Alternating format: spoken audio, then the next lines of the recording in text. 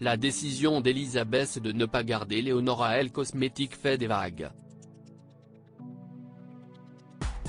Claudine se prépare à faire tomber Johanna trop prise dans l'affaire Pelletier pour réaliser ce qui se passe. Inès a trouvé du travail hors du camping au grand dam de son père.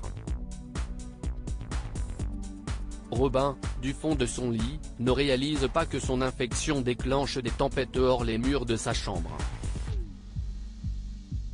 Milo Pelletier, Grégory Kettel, responsable des travaux de climatisation et Gérald, Christophe Favre, qui a pris en charge la maintenance risquent gros tous les deux et espèrent bien voir leur nom lavé de tout soupçon.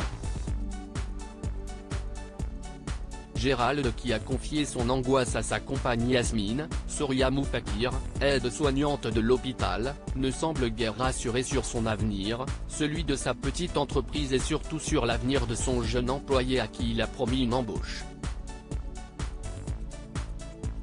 Après l'incendie dramatique du Senso, qui a contraint Virgile, Fred Bianconi, et Alix, Nadia Fossier, à mettre la clé sous la porte, Inès leur serveuse a trouvé du travail auprès de son père Gary, au camping, pour le plus grand bonheur de ce dernier.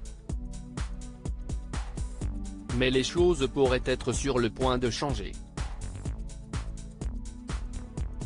Claudine déterminée à se venger après avoir causé bien du souci à Alain Alphand, Frédéric Van Dendrich, son médecin Robin semble enfin se remettre et pourrait très prochainement sortir de l'hôpital. Johanna Lemeur, Aurore Delplace, qui est l'avocate de Milo Pelletier reçoit une proposition de l'hôpital. Ce dernier se propose d'éteindre la plainte contre l'homme d'affaires à condition qu'il prenne à sa charge les frais de rénovation de la climatisation défectueuse. Une proposition dont elle n'est guère satisfaite mais qu'elle promet de transmettre au businessman. Pendant ce temps Claudine, Catherine Wilkening, toujours décidée à se venger de la jeune avocate, continue à tisser sa toile autour d'elle. Elisabeth Bastide est contactée par Marc Moore. Le journaliste de Midi Libre, ex-compagnon de Myriam, Pauline Paolini, sait que la chef d'entreprise a mis fin à la période d'essai de Léonore. Il essaye, comme Henrik avant lui, de plaider la cause de son ex-femme.